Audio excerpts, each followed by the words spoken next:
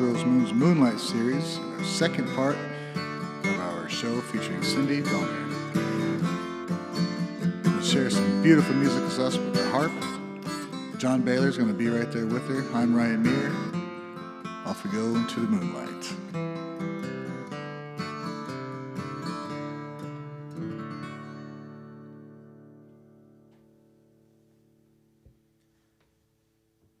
Well, we're back. Thank you very much for joining us.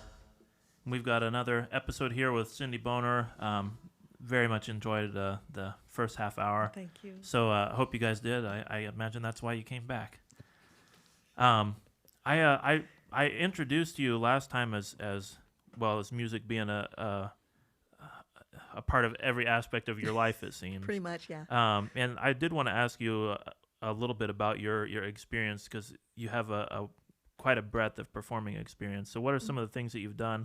And I hate to ask for a favorite. I don't know if you'd be able to answer a question like that. I mean, as far as performing? But what are, like different types of venues. I mean, you've accompanied choirs, you play in weddings, and I mean, just...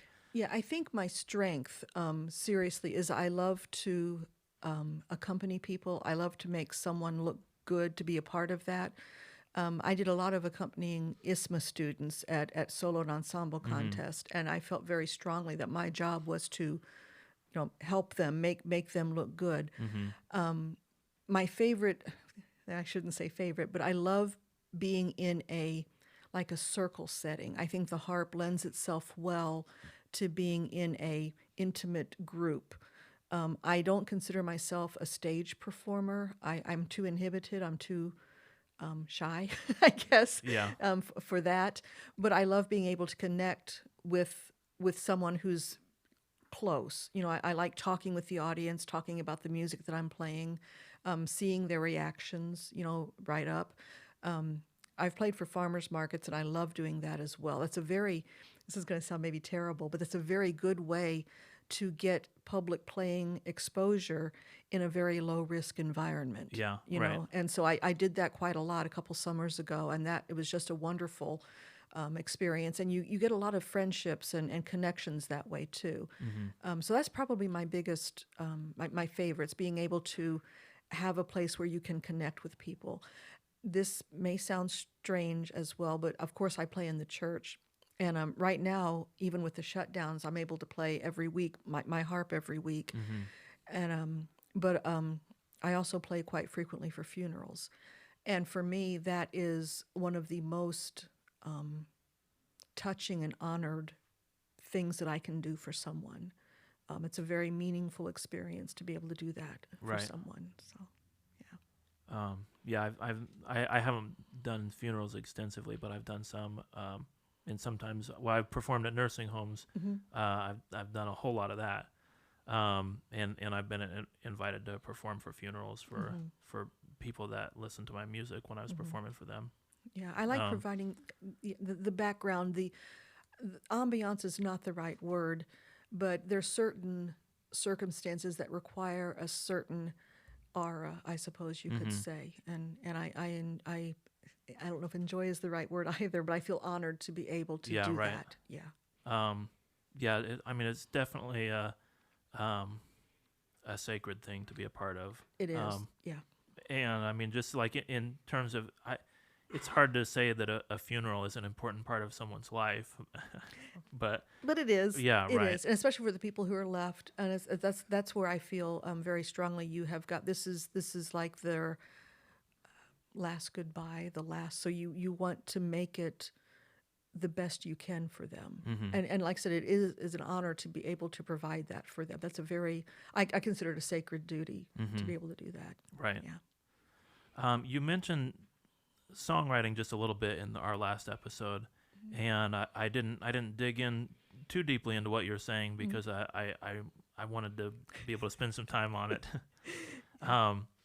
You'd mentioned that you have a feeling and you're just sort of exploring that feeling on the harp. You don't have an idea of what your melody is going to be before you sit down. Yeah, and I've always been a little bit envious or just in awe of composers who can do that, who have these melodies in their head. Now, it happens quite frequently, and it's very aggravating that in my dreams, I'll hear these beautiful melodies, and then when I wake up, I can't remember them, and that's very frustrating. But so I found that if I just sit and, like I said, I call it doodling and just kind of mess around, and it's like, oh, I think there might be something there, and then I just sort of, I see it as taking a back seat. I've got to let the music do what it wants to do. So I kind of, that's the way I look at it. I let the music take the lead, probably feeding off what I'm feeling at the moment. Right. Yeah. Well, we also in the last episode discussed this connection that you feel toward the harp, and even though you mentioned being jealous of people who have a different, Yeah, you guys. Ryan's sitting in the MRI machine and has a melody going through his head that he can write down. It's like, yeah, And you see a little leaf with the snow on it, and you have this melody in your head already. It's like, man. yeah. You do Well, that. I mean, for me, it never shuts off. So Oh, I mean, okay. like when I drive, I rarely listen to anything. Same here. But yeah. I mean, I just music constantly. So sometimes there's something up here I like, and I'll make a note of it, record it on my phone or whatever while I'm driving down the road. But like I say, even though you're critical or you're jealous of the people who have that different process, that different way about it, it sounds like your process, it is built into that connection with the instrument. I think it's kind of beautiful, really, to sit there and feel it out. Yeah, Because I know a lot of melodies and stuff because I've studied a lot of stuff and I've learned a lot of stuff. So I always, sometimes I get that to where I just let something happen, just like what you're saying. And I just kind of feel around. I'm like, oh, that's what it is. It's not this thing I always play. It's something new. So yeah. I think it's very cool. Yeah, well, okay. It's kind of a discovery, too, but it Right. can be a little bit aggravating because, you see people who just have this idea. You're driving down a road and they know where it's going, and I'm like, I don't have any idea where I'm going. I mean, I have some idea of what I want to get out, but whether it always comes out. And I wonder sometimes if that's because I'm fighting too much with the music, that I'm trying to mold it into what I want it to be rather than just letting it go. Well, to me, your process sounds like letting it go. Like that's Yeah. I mean, maybe that's not the way it feels to you, but It kind of but does, it though. sounds to me like now I don't want to turn around and say like my songwriting process is dishonest, and be jealous of what you're doing, but it sounds like just a very honest process that like when you're with your instrument and you're playing and you're feeling it, you're just very much in touch with what's going on in you. I think and I think that we all have that sort of thing where sometimes I feel like a fraud, not so much in maybe my composition, but I very, very rarely play without music. I almost always have it in front of me, and I feel, you guys can just come and just play without that. And I think part of it is because that's how I process things. I have to see it,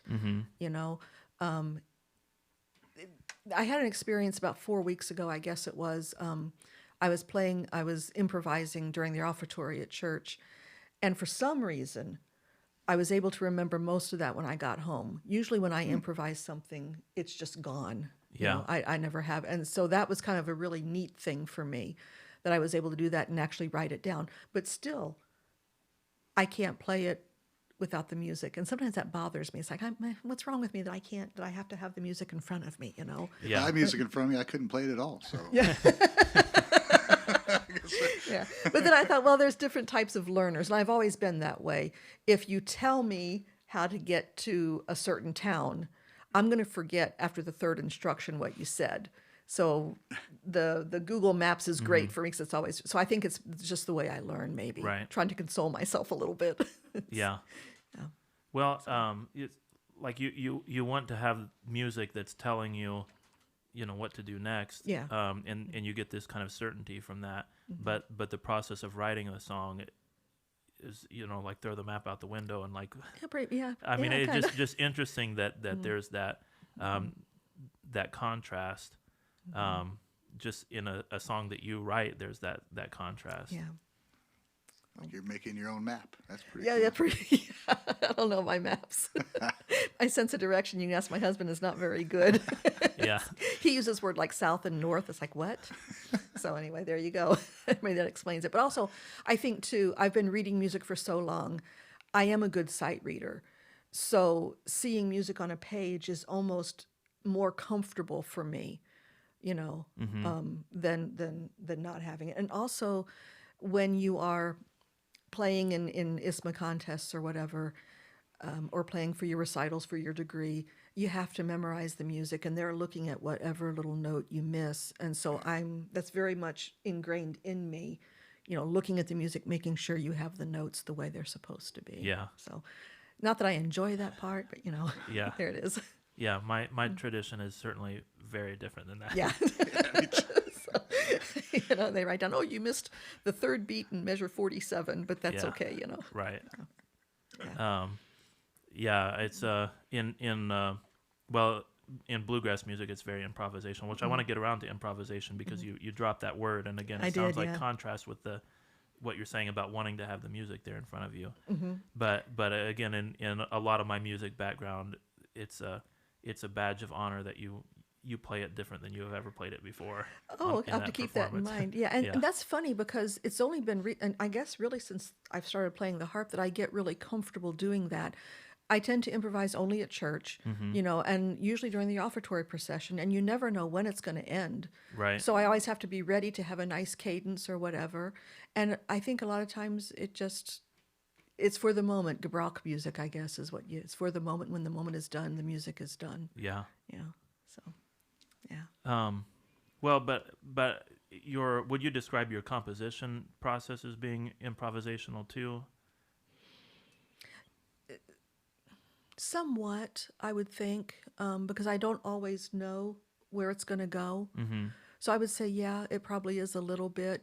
There are some, and I'm sure you've heard them, there's some chord progressions that I like. There are certain sounds Right. that I like, and so I might throw one of those in. Or I might be going along and thinking, I haven't thrown a minor chord in here for a while. Maybe I'll just try it and see what it sounds like. If it sounds okay, I'll keep it. If not, one of my professors told me I'm way too fond of seventh chords, Yeah. but that's okay. I like the seventh chords, so. Yeah. But sometimes I will deliberately just try that. But I do find that, probably the more looser, see where it goes style is more how I compose. Mm-hmm. Yeah. I keep mentioning these contrasts when your composition process seems like you as a performer wouldn't like what you do when you're composing.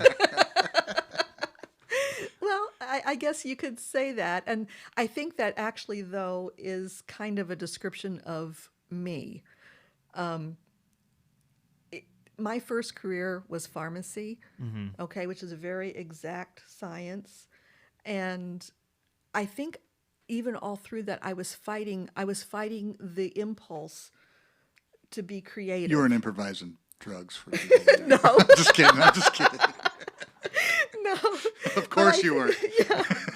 But I think that part of me going into the pharmacy field, which is a very, like I said, exact, was me fighting that impulse, because sometimes being out there can be scary, whereas pharmacy is a nice, staid, straight, responsible field. And so I think that dichotomy has kind of always been a part of me. I find a lot of people in music, they find a part of themselves that without music they're out of touch with. Yeah, I can see that.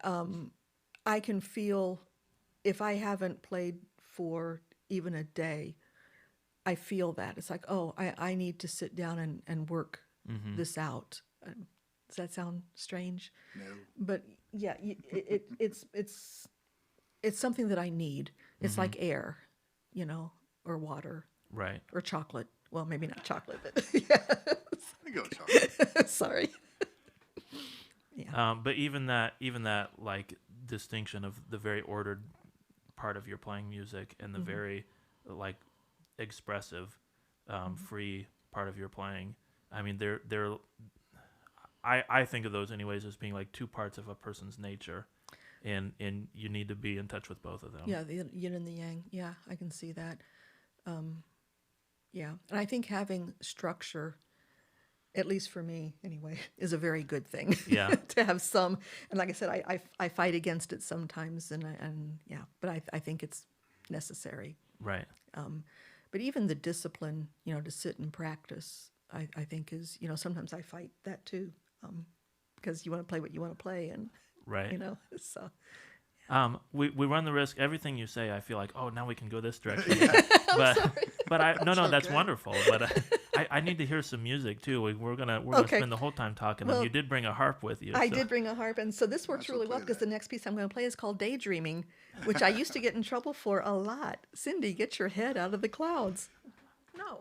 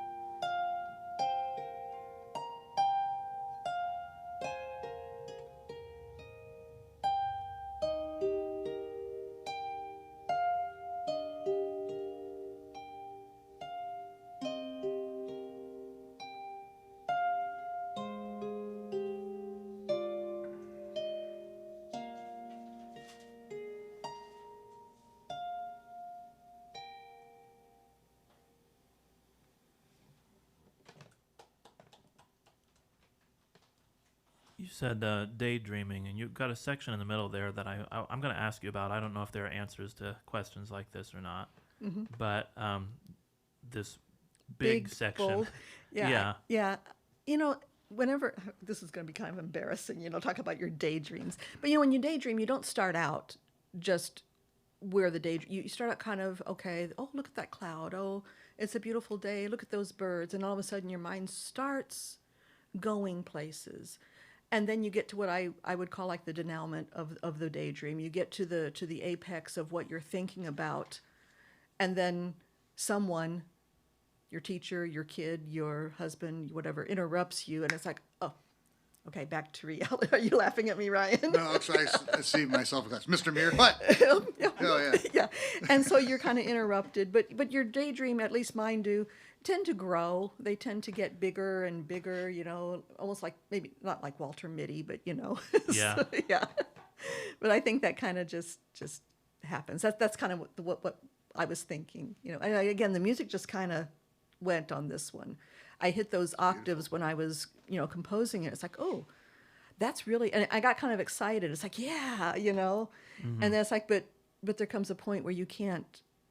You have to come back to reality, Right. sort of thing. So you describe that like you're mapping out. This is the story of a daydream or the structure of it, and it also sounds like your composition process doesn't have that structure in mind. I know. So Yeah, that kind of happened after I got it together. mm-hmm. It's like, oh, and maybe that's a little bit dishonest. I can make a case for this, Yeah. This, yeah. And I didn't start out. I mean, and I don't know how you guys do yours, but I very rarely start out with a title in mind. Usually the title comes after the piece is finished. And I think about, oh, what does that sound? What is that? This one kind of came together about halfway through. It's like, oh, okay, the daydreaming seems to fit. Mm-hmm. But Yeah. It seems with everybody we've had on here, they all describe almost the same thing. Sometimes the melody comes, sometimes it's a title, sometimes they just have a feeling they want to express. So it's as unique as it all is, it's all kind of familiar. And yeah, we all experience those Yeah. those things. Yeah. Yeah, the way we process it or the way we explain how we process it might be a little, Yeah. little Right. different. Okay, I Right. see. Well, yeah, the way we explain it and the way we actually process it. I Yeah. mean, it just I appreciate you making the distinction that those aren't really the same thing. Yeah. Yeah. Well, I know we just finished that song, but we I we've talk a done lot, most of our sorry. talking already. No, nothing to apologize for. But I think you had another one I prepared. do for have us. one more piece, and I want to thank Cindy Davis for this because this is a piece that was very unusual for me because I did have the working title, when I sat down to work on it. And what happened is I was at my stove, and I was cutting apples into the frying pan to make fried apples, and all of a sudden I just had this remembrance of my grandma, who would make every time I visit her, she'd make me fried apples because I love fried apples and they're wonderful. If you've never had them, I'll make you some sometime. And I happened to think of how the way I was doing it mimicked what Grandma was doing, and this thought came to me: what I'm doing is just a reflection of my grandma, and that made me think of how other reflections come. And I actually did write a poem called Reflections, and Cindy Davis read it at our one of our radio hours. But I'm going to read the poem, which I wrote after the piece of music that goes with the music. Okay, it's called Reflections. And before I forget, I need to set the correct key so it doesn't sound awful. Yeah. Okay. Okay.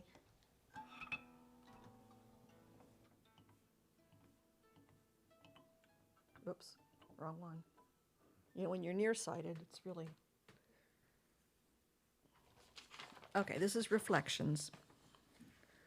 I thought of you today as I peeled the apples and sliced them into the pan, remembering how your hands deftly cut away the peel, the slices falling so quickly to be covered with the cinnamon, sugar, and nutmeg, all so quickly, and I thought, how the time speeds away, each moment already a memory, and what remains are reflections. In a different space, a different time, ripples like those in water, extending out and shimmering with calls to remember, forming a mosaic of what once was.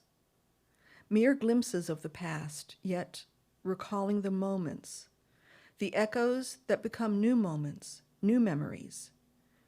There are reflections of you in my own actions.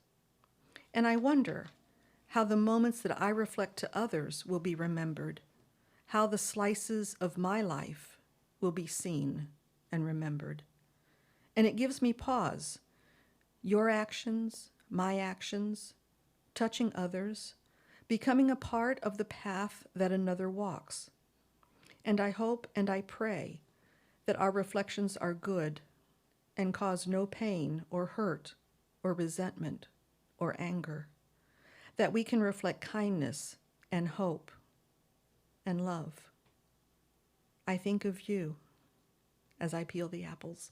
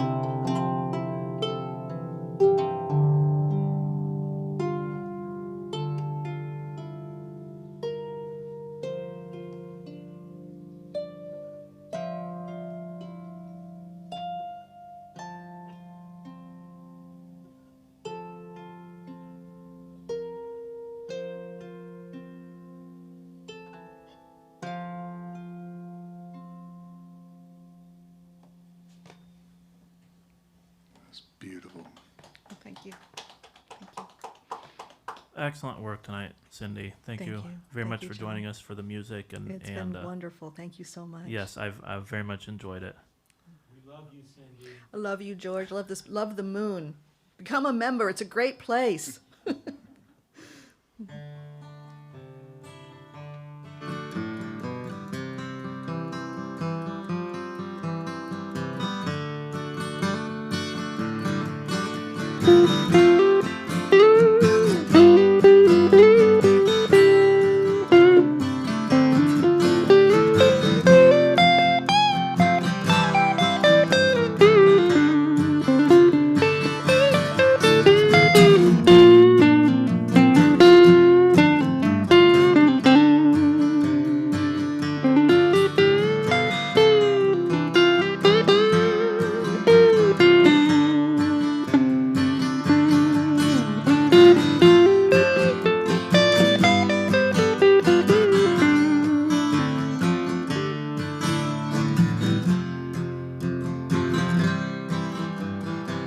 Thank you for joining us for the second part of Cynthia Boener's episode of the Moonlight series. She did a fantastic job, played some beautiful music for us.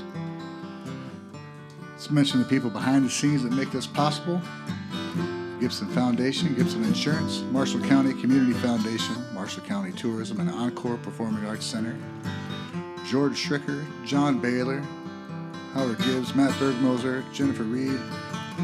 I am Ryan Meir. Don't forget to visit wildrosemoon.com, and you can help us out by becoming a member. Help out your community as well. Thank you and good night.